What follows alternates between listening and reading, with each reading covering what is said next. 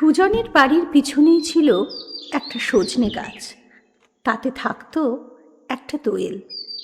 সুজনের যখন ৮ বছর বয়স, তখন একদিন দোয়েলের ডাক শুনে সে ভাবল, আহা, এই পাখির ডাক কেমন মিষ্টি! মানুষে কি কখনো এমন ডাক ডাকতে পারে? সুজন সেই দিন থেকে মুখ দিয়ে দোয়েলের ডাক ডাকার চেষ্টা করতে লাগলো। একদিন হঠাৎ সে দেখল যে সে ডাক দেবার পরেই দোয়েলটা যেন তার ডাকের উত্তরে ডেকে উঠল। তখন সে বুঝল যে এই একটা পাখির ডাক তার শেখা হয়ে গেছে। তার মা দয়াময়ী শুনে বললেন, বারে খোকা, মানুষের গলায় এমন পাখির ডাক তো শুনিনি কখনো। সুজন তাতে যার পরনাই খুশি হল। সুজন দিবাকর মুদির ছেলে। তার একটা বড় বোন ছিল, তার বিয়ে হয়ে গেছে। আর একটা বড় ভাই মারা গেছে ৩ বছর বয়সে। সুজন তাকে দেখেইনি।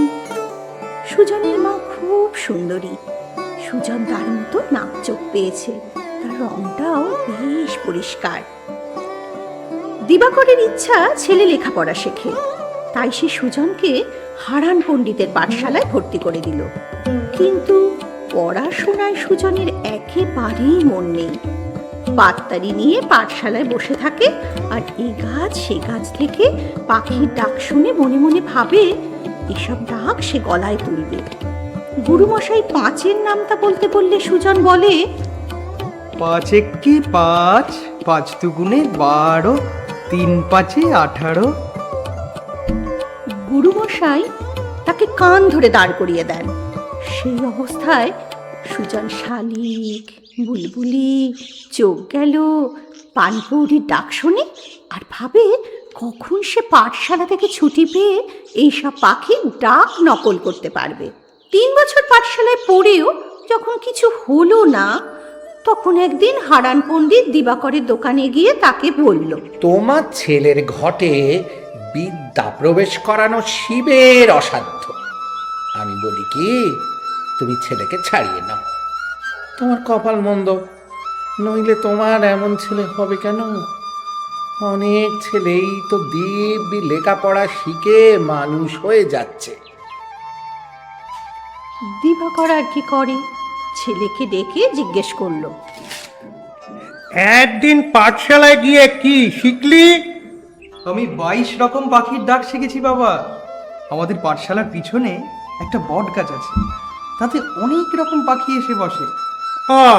তা তুই কি হরবোলা হবি নাকি? হরবোলা? সে আবার কি?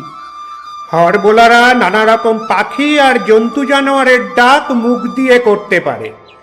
তারা এইসব ডাক ডেকে লোককে শুনিয়েই রোজগার করে। তোর যখন পড়াশোনা হলো না, তখন দোকানে বসেও তুই কিচ্ছু করতে পারবি না। হিসেব যে করবি সে বিদ্যাও তো তোর নেই, তাই তোকে আমার কোনো কাজে লাগবে না। সুজন সেই থেকে হরবোলা হবার চেষ্টায় লেগে গেল। তার কাজ মাঠে ঘাটে বনবাদারে ঘোরা আর পাখির ডাক শুনে, জানোয়ারের ডাক শুনে সেই ডাক মুখ দিয়ে নকল করা। এই কাজে তার ক্লান্তি নেই, কারণ তার স্বাস্থ্য বেশ ভালো। অনেক হাঁটতে পারে, গাছে চড়তে পারে, সাঁতার কাটতে পারে। তার ডাকে যখন পাখি উত্তর দেয়, তখন তার মনটা নেচে ওঠে। মনে হয় সব পাখি তার বন্ধু।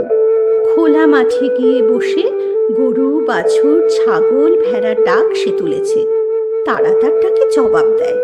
তার হাম্বা ডাক শুনে নিস্তারিণী বুড়ি ঘর থেকে বেরিয়ে আসে ধবলির বাছুরটা হঠাৎ ফিরে এলো ভেবে। গাধার ডাক শুনে মতি ধোপার গাধা হাড় তুলে কান খাড়া করে ডাকতে শুরু করে। মতি ভাবে আর একটা গাধা এলো কোত্থেকে। ঘোড়ার চিহিতেও সুজন ওস্তাদ। সে ডাকে জমিদার হালদারের বাড়ির বাইরে দাঁড়িয়ে। সে ডাক শুনে সহিস করিম মিয়া ভাবে, আমার ঘোড়া তো ডাকছে না, এটা আবার কার ঘোড়া? পাখির কথাই যদি বলল, তাহলে সুজন অন্তত ১০০ পাখির ডাক তুলেছে। কাক, চিল, চড়াই, শালিক, কোয়েল, দোয়েল, পায়রা, খুখু, তোতা, ময়না, বুলবুলি, টুনটুনি, চোখ গেল কাদা খোঁচা, কাঠঠোকরা, হুতুম প্যাঁচা, আর কত নাম করব। সুজন এই সব পাখির ডাক তুলে নিয়েছে এই গত কয়েক বছরে। সে ডাক শুনে পাখিরাই যদি ভুল করে, তাহলে মানুষের আর কি দোষ? বয়স কত হলো সুজনের? তা হয়েছে মন্দ কি, তাকে আর খোকা বলা যায় না। সে এখন জোয়ান, সে গতরে বেড়েছে, সবল সুস্থ শরীর হয়েছে তার। বাবা বলে, তুই এবার কাজে লেগে পড়, রোজগারের বয়স হয়েছে তোর। কার্তিক হরবোলা থাকে এই পাশের গাঁয়ে, তাকে গিয়ে বল তোর একটা হিল্লে করে দিতে। না হয় তার সঙ্গে রইলি কটা দিন, তারপর আরেকটু বয়স হলে নিজের পথ নিজেই দেখবি। বাপের কথা শুনে সুজন কার্তিক হরবোলার সঙ্গে গিয়ে দেখা করে। কার্তিকের বয়স হয়েছে 2 উপরে, সে 20 বছর হরবোলার কাজ করছে। কিন্তু সুজন দেখল সে নিজে যত রকম ডাক জানে, কার্তিক তার অর্ধেকও জানে না। সুজনই কিছুদিন হলো নাকি শুধু মুখ দিয়ে সানাই বাজাতে শিখেছে, তার সঙ্গে ডুগি তবলাও সে নিজেই বাজায়। শিঙে পোকার আওয়াজও শিখেছে, নাচের সঙ্গে যে ঘুঙুর বাজে সেই ঘুঙুরের আওয়াজ করতে শিখেছে মুখ দিয়ে। কার্তিক এসব কিছুই জানে না। সে সুজনের কাণ্ড দেখে তবে মুখে কিছু বলল না, কারণ কার্তিকের হিংসে হচ্ছিল। সে শুধু বলল, আমি সাগরেদ নিই না, তোমার যা করার তা নিজেই করতে হবে। সুজন বলল, আগে আপনি কি করে শুরু করলেন তা যদি বলেন তাহলে আমার একটু সুবিধে হয়। তাতে কার্তিকের আপত্তি নেই। সে বলল, আমি 13 বছর বয়সে জন্তিপুরের রাজবাড়িতে গিয়ে হরবোলার খেলা দেখাই। রাজা খুশি হয়ে আমাকে ইনাম দেন, সেই থেকে আমার নাম হয়ে যায়। তুইও কোনো রাজাকে খুশি করতে পারিস তো তোরও একটা গতি হয়ে যাবে। আমার দ্বারা কিছু করা সম্ভব নয়। সুজন আর কি করে? সে কাউকে চেনে না, কোথাকার কোন রাজবাড়িতে গিয়ে খেলা দেখাবে সে? মনের দুঃখে সে বাড়ি ফিরে এলো। সুজনের গ্রামের নাম হলো ক্ষীরা। ক্ষীরার উত্তরে 3 ক্রোশ দূরে একটা বড় মাঠ পেরিয়েছিল একটা গভীর বন। এই বনের নাম চাঁড়ালি। চাঁড়ালির বনে যত পাখি আর জানোয়ারের বাস, তেমন আর কোনো বনে ছিল না। সুজন একদিন দিন থাকতে থাকতে সেই বনে গিয়ে হাজির হলো। জানোয়ারে তার কোনো ভয় নেই, আর পাখিতে তো নেই। এই বনে গিয়ে 3টে নতুন নাম না জানা পাখির ডাক সে তুলল। সূর্য যখন মাথার উপর থেকে পশ্চিমে নামতে শুরু করেছে, এমন সময়ে সুজন শুনতে পেল ঘোড়ার ঘুরের শব্দ। হরিণ ছুটে পালিয়ে গেল। কিছু পরে সুজন দেখল যে বনের মধ্যে দিয়ে আসছেন ঘোড়ার পিঠে এক রাজা, তার আরো 5-7টা ঘোড়ায় তার অনুচরের দল। দেখে সে কেমন যেন থতমত খেয়ে গেল, কারণ বনে অন্য মানুষ দেখবে সেটা সে ভাবেনি। এটা সে ভালোই বুঝল যে রাজা মৃগয়ায় বেরিয়েছেন। এদিকে রাজাও সুজনকে দেখে অবাক। তুই কে রে? আগে সুজন। তুই একা ঘুরে বেড়াচ্ছিস? তোর বাঘের ভয় নেই? না রাজামশাই। তার মানে কি এ বনে বাঘ নেই? শুনেছিলাম যে চাঁড়ালির বনে অনেক বাঘের বাস। বাঘ আপনার চাই? চাই বই কি, শিকারে এসেছি দেখতে পাচ্ছিস না? বাঘ ছাড়া কি শিকার হয়? বাঘ খুঁজে পাননি আপনারা? না, পাইনি। হরিণ ছাড়া আর কিছুই পাইনি। বাঘ আছে, আর সে বাঘের ডাক আমি শুনিয়ে দিতে পারি। কিন্তু আপনি কি সে বাঘ মারবেন রাজামশাই? মারবো না? শিকার মানেই তো জানোয়ার মারা। কিন্তু বাঘ আপনার কি ক্ষতি করলো যে তাকে মারবেন? বেশ, আমি তোর কথা মানলাম। বাঘ আমি মারবো না, কারণ সত্যিই সে আমার কোনো অনিষ্ট করেনি। কিন্তু সে যে আছে তার প্রমাণ কই? সুজন তখন দু হাত চোঙার মতন করে মুখের ওপর দিয়ে সামনের দিকে শরীরটাকে নুয়ে একটা বড় দম নিয়ে ছাড়ল একটা হুঙ্কার, অবিকল বাঘের ডাক। আর তার এক পলক পরেই মনের ভিতর থেকে উত্তর এলো, খ্যাও। রাজার রাজ্য। তোর তো আশ্চর্য ক্ষমতা! তুই থাকিস কোথায়? আগে আমার গায়ের নাম ক্ষীরা, এখান থেকে 3 ক্রোশ পথ। তুই আমার সঙ্গে আমার রাজ্যে যাবি?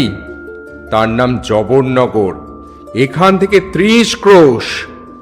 আমার মেয়ের বিয়ে আছে সামনের মাসে আজবপুরের রাজকুমারের সঙ্গে। সেই বিয়েতে তুই হরবোলার ডাক শোনাবি, যাবি? বাড়িতে যে বলতে হবে আগে। তা সে তুই আজ বাড়ি চলে যা। আমরা বনে তাঁবু ফেলেছি, সেখানে রাত কাটিয়ে কাল সকালে ফিরব। তুই কাল সকাল সকাল চলে আসিস বাড়িতে বলে। বেশ, তাই হবে। সুজন বাড়ি ফিরে এসে মা বাবাকে সব কথা বলল। দিবাকর তো মহা খুশি, বলল, এইবার ঠাকুর মুখ তুলে চেয়েছেন, তোর বোধহয় একটা হিল্লে হলো। মা বলল, তুই যে যাবি আর ফিরবি না নাকি? পাগল, কাজ হয়ে গেলেই ফিরবো। আর নাম ডাক হলে মাঝে মাঝে বেরিয়ে যাব, মাঝে মাঝে ফিরবো। পরদিন ভোর থাকতে সুজন বেরিয়ে পড়ল। যখন চাঁড়ালির বনে পৌঁছল তখন সূর্য তালগাছের মাথা ছাড়িয়ে খানিক দূর উঠেছে। বনের ধারে একটু খুঁজতেই একটা খোলা জায়গায় জবরনগরের রাজার তাঁবু দেখতে পেল সুজন। রাজা দেশে ফিরে যাবার জন্য তৈরি হয়েই বসে আছেন। বললেন, তোকে একটা ঘোড়ায় তুলে নেবে আমার লোক, তুই তার সঙ্গেই যাবি। সুজনকে আগে ভালো ভালো মিঠাই আর ফলমূল খেতে দিয়ে রাজা পাত্র মিত্র সঙ্গে করে রওনা দিলেন জবরনগর।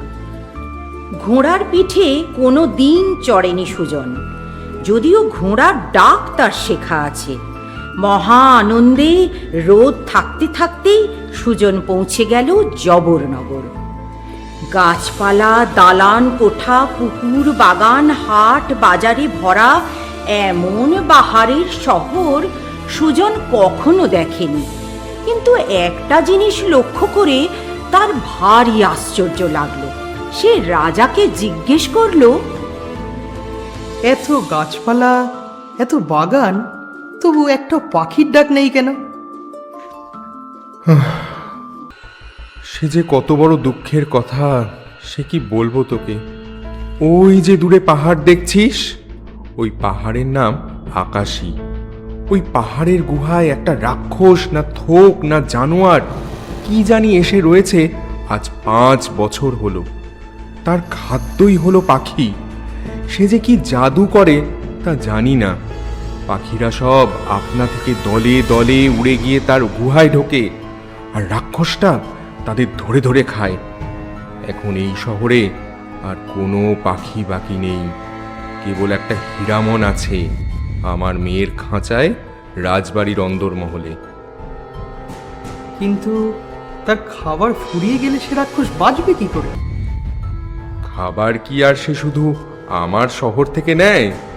পাহাড়ের উত্তরে আছে আজবপুর, পশ্চিমে আছে গোপালগড়। পাখির কি আর অভাব আছে?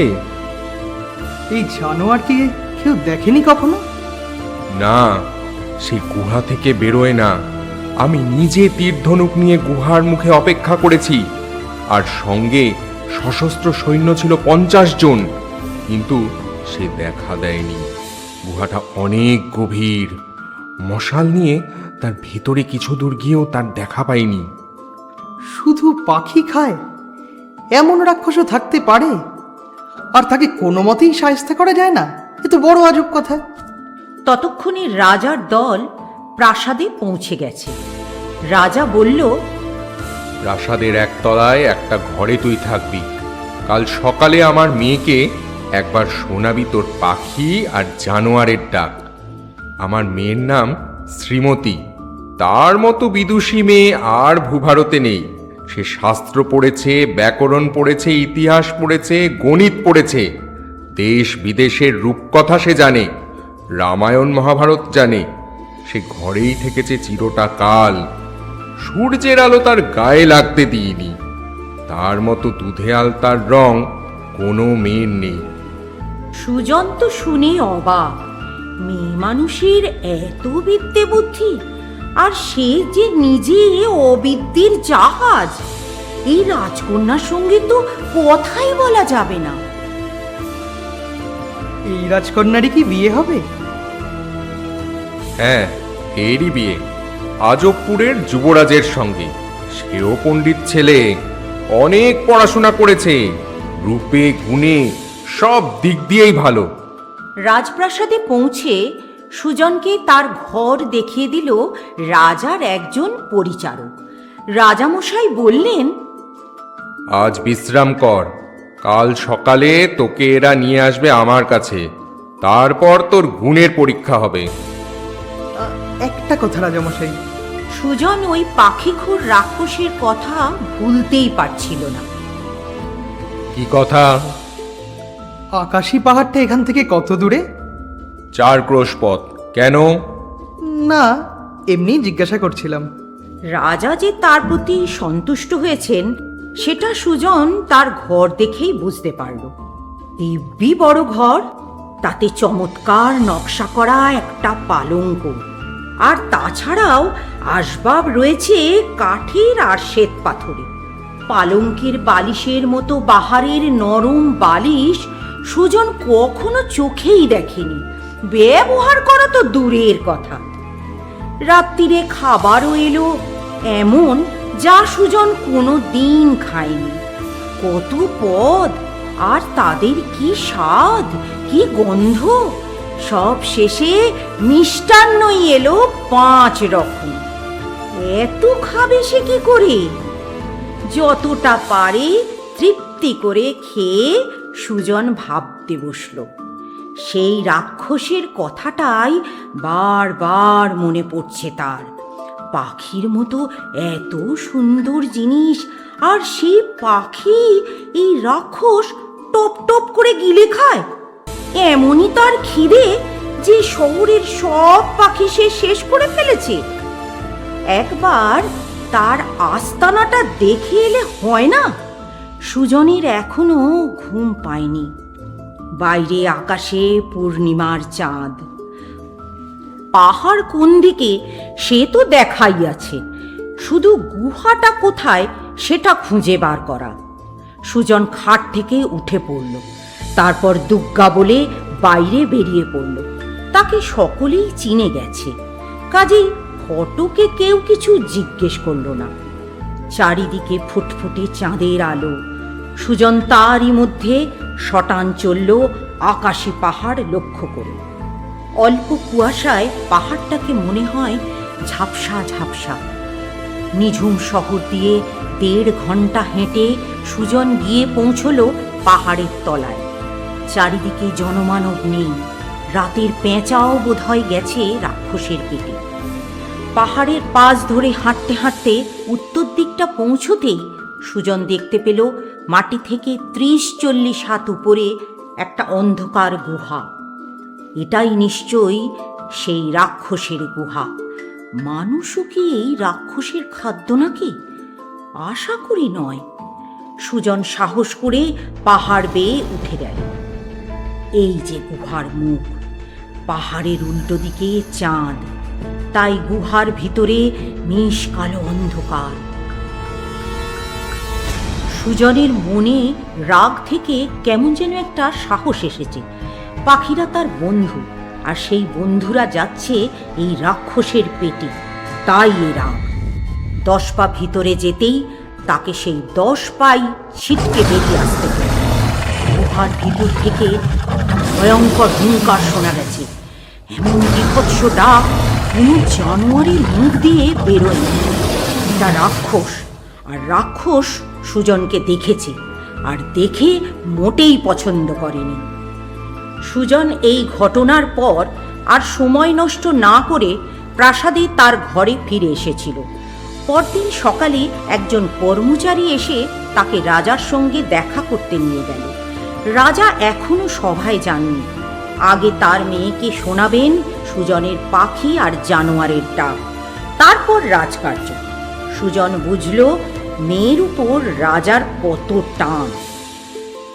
এদিকে রাজকন্যা শ্রীমতী কাল রাত্রেই শুনেছে সুজনের কথা, কিভাবে বাঘের ডাক ডেকে সে জঙ্গলে বাঘ আছে প্রমাণ করে দিয়েছিল। শ্রীমতী বেড়াল ছাড়া কোনোদিন কোনো জানোয়ারের ডাক শোনেনি। পাখি যখন ছিল শহরে আজ থেকে 5 বছর আগে, তখনও সে তার হীরামন ছাড়া কোনো পাখির ডাক শোনেনি।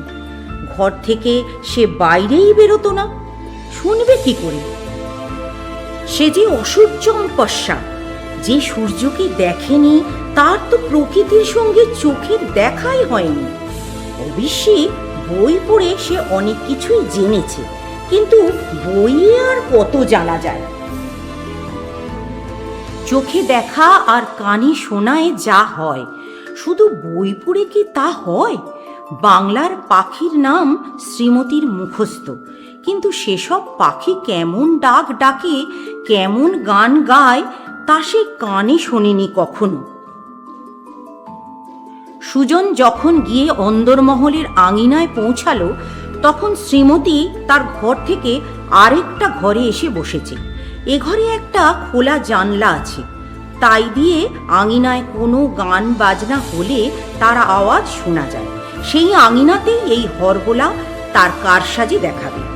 দেউড়িতে 8টা বাজার সঙ্গে সঙ্গেই রাজামশাই সুজনকে বললেন, কই শুরু কর এবার তোর খেল। আমার মেয়ে উপরে বসে আছে, সে শুনতে পাবে। কালটা বসন্ত, তাই সুজন পাপিয়া আর দোয়েলের ডাক দিয়ে শুরু করল।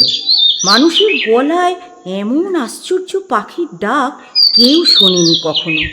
5 বছর ধরে এই প্রথম জবরনগরে পাখির ডাক শোনা গেল। শুরুতেই রাজকন্যার চোখে জল এসে গেছে।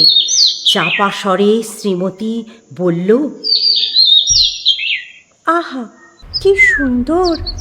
পাখি এমন করে ডাকে, আর এই পাখিরা সব গেছে সেই রাক্ষসের পেটে। কি অন্যায়, কি অন্যায়! সুজন একটার পর একটা ডাক শুনিয়ে চলল। রাজার বুক গর্বে ভরে উঠল, আর রাজকন্যার প্রাণ ছটফট করতে লাগলো। এমন যার ক্ষমতা, তাকে একবার চোখে দেখা যায় না। ঘরের বাইরে বারান্দা, সে বারান্দা বাহারের কাপড় দিয়ে ঢাকা। সেই কাপড়ের এক পাশ ফাঁক করলে তবে নিচে দেখা যেতে পারে। রাজকন্যার পাশে তার সখী বসা, তাকে একবার ঘর থেকে সরানো দরকার। সুরধ্বনি, আমার জল তেষ্টা পেয়েছে, একটু খাবার জল এনে দে। জল আনতে সেই শোয়ার ঘরে যেতে হবে, তাতে কিছুটা সময় যাবে। সুরধ্বনি চলে গেল। শ্রীমতী এক ছুটে বারান্দায় বেরিয়ে এসে কাপড় ফাঁক করে দেখে নিল সেই ছেলেটিকে। সে এখন ফটিক জলের ডাক ডাকছে। শ্রীমতীর দেখে বেশ ভালো লাগলো ছেলেটিকে। তবে এটা সে বুঝল ছেলেটির পোশাকে যে সে গরিব। সুরধ্বনি জল নিয়ে আসার আগেই শ্রীমতী তার জায়গায় ফিরে এসেছে। 1 ঘন্টা চলল সুজনের হরবোলার খেলা। এমন খেলা জবরনগরের রাজবাড়িতে কেউ কোনো দিন দেখেনি, আর রাজকন্যা তো এমন সব ডাক শোনেইনি। তার চোখের সামনে একটা নতুন জগৎ খুলে গেছে, প্রকৃতির জগৎ, যার সঙ্গে এই 16 বছরে তার কোনোদিন পরিচয়ই হয়নি। এই গরিব ঘরের ছেলেটি তার জীবনে একটা নতুন প্রাণ এনে দিয়েছে। এইসব ভাবতে ভাবতে শ্রীমতীর মনে পড়ল যে আসছে মাসে তার বিয়ে। যাকে সে বিয়ে করবে সেই যুবরাজ রণবীর কথা দিয়েছে যে শ্রীমতীর পড়াশোনার ব্যবস্থা তার বাড়িতেও হবে, আর তার জন্য অন্দরমহলের ভিতরে একটা ঘর রাখবে, যাতে সূর্যের আলো কখনো প্রবেশ না করে। আলো লেগে রাজকন্যার রং যদি কালো হয়ে যায়? সুজন কিন্তু রাজকন্যাকে দেখতে পায়নি। রাজা তাকে একটা হাতে আঁকা ছবি দেখিয়ে বলেছেন, এই দেখ আমার মেয়ের চেহারা। ছবি দেখে সুজনের মনে হয়েছে এ যেন স্বর্গের অপ্সরী। তারপর সুজন যখন শুনল যে রাজকন্যা তার হরগোলার ডাক শুনে মোহিত হয়ে গেছে, তখন গর্বে তার বুকটা ভরে উঠল। আর তাছাড়া রাজামশাই ইনামও দিয়েছেন ভালো, একটা হীরের আংটি আর 100 স্বর্ণমুদ্রা। সুজন জানে এই টাকায় তাদের বাকি জীবনটা স্বচ্ছন্দে চলে যাবে। কেবল একটা কথা ভেবে তার বুকের ভিতরটা মোচড় দিয়ে ওঠে, ওই রাক্ষসটাকে যদি শায়েস্তা করা যেত। দেখতে দেখতে 1 মাস কেটে গেল। এর মধ্যে সুজন বেশ কয়েকবার কাছাকাছির মধ্যে অন্য শহরে গিয়ে হরবোলার খেলা দেখিয়ে আরও কিছু রোজগার করে নিয়েছে। আর সে রোজগারের প্রায় সবটুকুই সে দেশে গিয়ে তার বাপের হাতে তুলে দিয়েছে। সে বেশ বুঝতে পারছে যে তার নাম চারিদিকে ছড়িয়ে পড়তে শুরু করেছে। যেটুকু সময় সে রাজবাড়িতে থাকে তার অনেকটাই সে নতুন নতুন ডাক অভ্যাস করে কাটিয়ে দেয়। এ কথা সে কখনোই ভুলতে পারে না যে সামনে বিয়ের সভায় তাকে খেলা দেখাতে হবে, জবরনগরের রাজার সুনাম তাকে রাখতে হবে। যদিও বিয়ের ধুমধাম শুরু হয়ে গেছে, রাজকন্যা শ্রীমতীর মনের অবস্থা কি তা কেউ জানে না। তার জীবনটা যেমন চাপা, তার মনটাও তেমনই চাপা। তবে এটা ঠিক যে গত 1 মাসে তাকে হাসতে দেখেনি কেউ। সুজন প্রাসাদের নিচের ঘরে পাখির ডাক অভ্যাস করে। তার সামান্য কিছুটা শব্দ ভেসে আসে দোতলায় অন্দরমহলের এই অংশে। সেই ক্ষীণ শব্দ শুনে শ্রীমতীর মনটা দুলে ওঠে। আশ্চর্য গুণ এই যুবকের, না জানি কথাবার্তায় সে কেমন। এই কৌতূহল 1 মাসের চরমে পৌঁছে গেছে। যে এমন সব ডাক ডাকতে পারে, যে এমন সুপুরুষ অথচ সরল, সে লোক কেমন সেটা শ্রীমতীকে জানতে হবেই। সে একদিন সুরধুনীকে কথাটা বলেই ফেলল। সুরধুনী আজ 5 বছর ধরে শ্রীমতীর সখী। শ্রীমতীকে যে ঘরে বন্ধ করে রাখা হয় সেটা সুরধুনী পছন্দ করে না। সে শ্রীমতীর কাছে বর্ণনা দেয় সকালের ফুটফুটে রোদে, গাছপালা, নদ নদী, মাঠ ঘাটে। পাখি কেমন জিনিস সে এককালে দেখেছে, সে কথাও সে বলল। তোকে ভাই একটা কাজ করতেই হবে। কি কাজ? সেই হরবোলার ঘরে যাবার রাস্তাটা জেনে নিতে হবে। সুরধুনী কথা দিল সে জেনে দেবে। আর তারপর সত্যি একদিন অন্দরমহল থেকে বেরিয়ে প্রহরীকে শ্রীমতীর কাছ থেকে নেওয়া একটা মোহর ঘুষ দিয়ে সে নিচে এসে দেখে গেল সুজনের ঘর। সুজন তখন বসন্ত বৌরির ডাক অভ্যাস করছে। সেই রাত্রে সুজন যখন খাওয়া দাওয়া করে বিছানায় উঠতে যাবে, তখন সুরধুনী এলো তার ঘরে। এ কি? সুরধুনী ঠোঁটে আঙুল দিল, তারপর ইশারা করে ঘরে ডেকে নিল শ্রীমতীকে। তুমি? তোমার ছবি আমি দেখেছি। তোমার সঙ্গে আলাপ করতে এলাম। তুমি আমার সামনে নতুন জগৎ খুলে দিয়েছো। কিন্তু আমি তোমার সঙ্গে কি কথা বলবো? আমার তো বিদ্যে বুদ্ধি নেই, আমি 5-এর নামটাও বলতে পারি না। আর তুমি শুনেছি অনেক লেখাপড়া করেছো, তাই। তুমি সূর্য দেখেছো? হ্যাঁ, রোজ দেখি। সূর্য যখন ওঠে তখন আকাশে সিঁদুর লেপে দেয়, আবার যখন ডোবে তখন। সূর্য ওঠার আগেই পাখিরা গান শুরু করে, সূর্য ডুবলেই তারা তাদের বাসায় চলে যায়। বসন্তের ফুল দেখেছো তুমি? হ্যাঁ, এখনো দেখি, রোজই দেখি। লাল, নীল, হলদে, সাদা, বেগুনি, কত রং। মৌমাছি এসে মধু খায়, প্রজাপতি উড়ে বেড়ায় ফুলের ধারে ধারে। কুড়ি থেকে ফুল হয়, সে ফুটে আবার ঝরে পড়ে। গাছের পাতায় বসন্তে কচি রং ধরে, শীতে সে পাতা শুকিয়ে ঝরে পড়ে। একটা কথা ভেবে বড় কষ্ট হয়। কি কথা? পাখিরা এত সুন্দর গান গায়, কিন্তু এখন সেসব পাখি চলে গেছে ওই রাক্ষসের পেটে। তাকে শাস্তি না দেওয়া পর্যন্ত আমার কিছুই ভালো লাগছে না। কিন্তু তোমার যে সামনে বিয়ে, এখন ভালো না লাগলে চলবে কি করে? বিয়ের কত আনন্দ।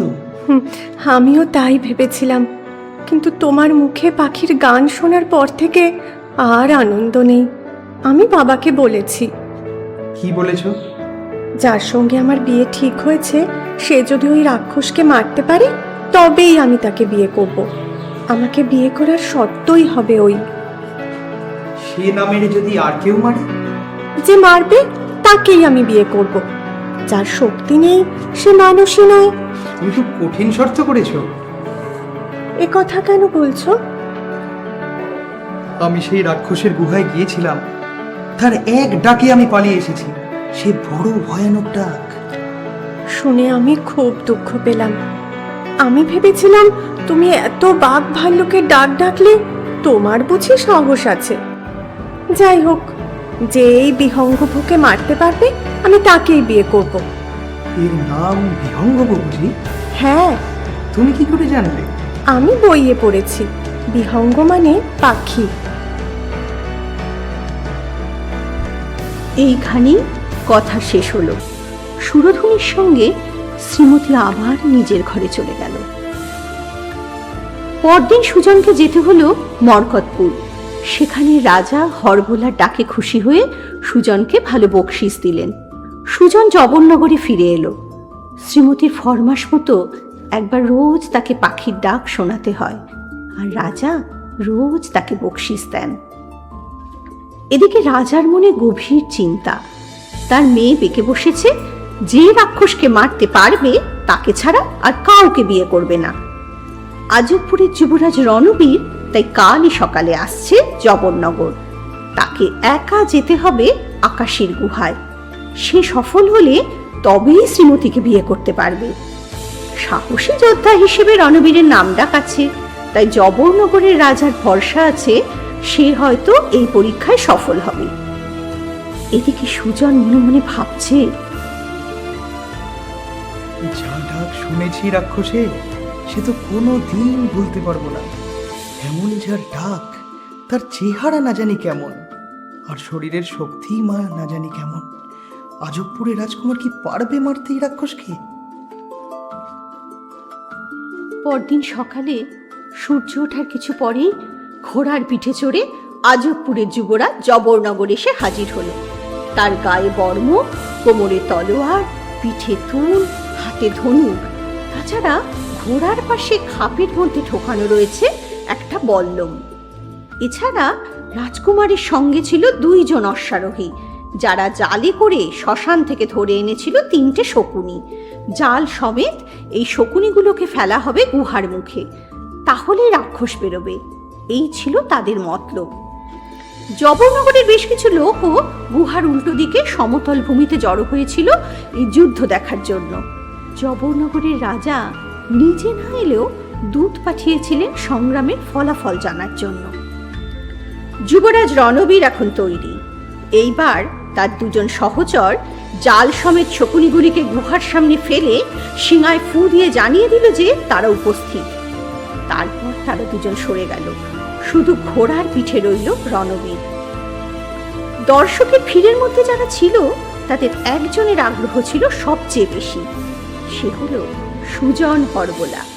খবর পেয়ে সে সবার আগেই গিয়ে হাজির হয়েছে গুহার সামনে। কিন্তু কেন সে জানে না, তার মন বলছে যুবরাজ সফল না হলেই ভালো। কিন্তু কই রাক্ষস বার হয় না কেন? তার জন্য এমন টোপ ফেলা হয়েছে, তবুও কেন সে গুহার মধ্যে বসে? এদিকে যুবরাজের ঘোড়া অস্থির হয়ে ছটফটানি শুরু করেছে। এবার যুবরাজ সাহস করে গুহার দিকে এগিয়ে গেল। সঙ্গে সঙ্গে শিঙাও বেজে উঠল 3 বার, আর তারপরে সকলের রক্ত হিম করে দিয়ে শোনা গেল এক বিকট হুঙ্কার, যার ফলে যুবরাজের ঘোড়া সামনে পা দুটো আকাশে তুলে যুবরাজকে পিঠ থেকে ফেলে দিয়ে উল্টো মুখে দিল ছুট।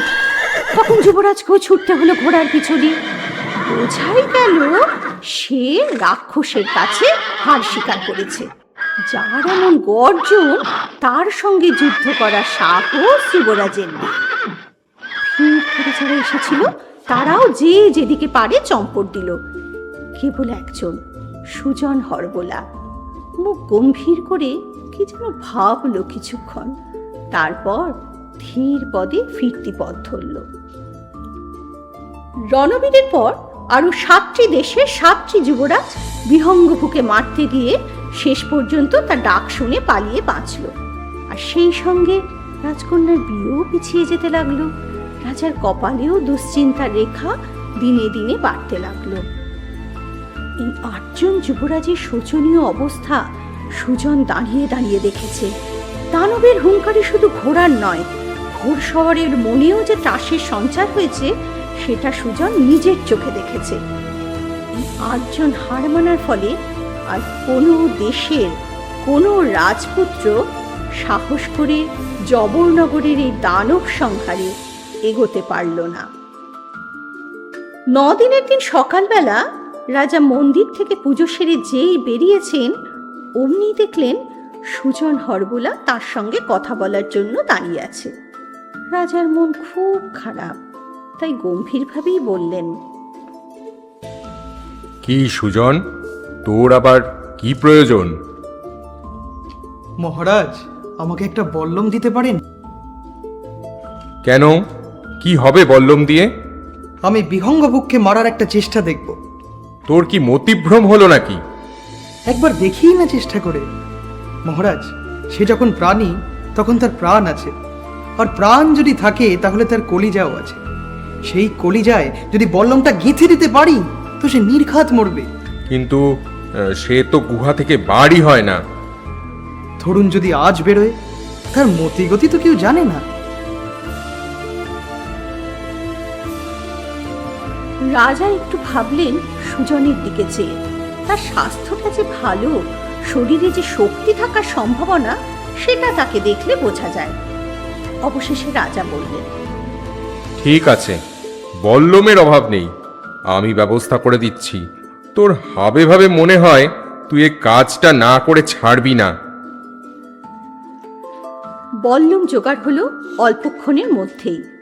এবার সুজন ঘোড়াশাল থেকে একটা ঘোড়া নিয়ে বল্লম হাতে নিয়ে ঘোড়ার পিঠে চড়ে আকাশের দিকে রওনা দিল। এদিকে রাজার সুজনের উপর একটা মমতা পড়ে গেছে। ছেলেটার কি হয় দেখবার জন্য তিনিও ব্যস্ত হয়ে একটা ঘোড়ায় চড়ে চললেন পাহাড়ের দিকে। সুজন গুহার সামনে পৌঁছানোর আগেই ঘোড়াটাকে ছেড়ে দিল। সে জানে সে যদি ঘোড়ার পিঠে থাকে তাহলে ঘোড়া ভয় পেয়ে ছুট দিলে তাকে সঙ্গে সঙ্গে পালাতে হবে। গুহার ভিতরে দিনের বেলা রাতের মতো অন্ধকার, কারণ গুহাটা উত্তরমুখী। ইতিমধ্যে রাজাও পৌঁছে গেছেন। তিনি একটু দূর থেকে ঘোড়ার পিঠে চেপেই ঘটনাটা দেখবেন। আজ লোকের ভিড় নেই, কারণ শহরে ঢেঁড়া পড়ে গেছে যে আর কোনো রাজপুত্র রাক্ষসকে মারতে আসবে না। সুজন হাতে বল্লম নিয়ে পাহাড় টিপে টিপে এগিয়ে গেল গুহার দিকে। চারিদিক নিস্তব্ধ, পাখি নেই, তাই এই অবস্থা। না হলে সকালে পাখি না ডেকে পারে না। এবার সুজন ঠাকুরের নাম জপ করে একবার সূর্যের দিকে তাকিয়ে বিরাট একটা দম নিয়ে সেই দম ছাড়ার সময় তার সমস্ত শক্তি দিয়ে এই 9 দিনে শেখা একটা ভয়ঙ্কর ডাক ছাড়লো। এই ডাকে রাজার ঘোড়া ভরকে গিয়ে লাফ দিয়ে উঠেছিল, কিন্তু রাজা কোনো মতে তাকে সামলালেন। সেই হুঙ্কারের জবাব, আর সেই সঙ্গে গুহা থেকে এক লাফে বাইরে রোদে এসে পড়লো যে প্রাণীটা, সেটা মানুষ না রাক্ষস না জানোয়ার তা কেউই সঠিক বলতে পারবে না। বরং বলা চলে দিনে মিশে এক কিম্ভূত কিমাকার প্রাণী, যাকে দেখলে মানুষের আত্মারাম খাঁচা ছাড়া হয়ে যায়। সুজন হরবোলা কিন্তু আর কিচ্ছু দেখলো না। দেখলো শুধু প্রাণীটার যেখানে কলিজাটা থাকার কথা সেই জায়গাটা। সেটার দিকে তাক করে সে প্রাণপণে চালিয়ে দিল তার হাতের বল্লমটা। তারপর আর তার কিচ্ছু মনে নেই। জ্ঞান হয়ে চোখ খুলে সুজন প্রথমেই দেখতে পেল সেই মুখটা, যেটা আঁকা ছবিতে দেখে তার মনটা নেচে উঠেছিল।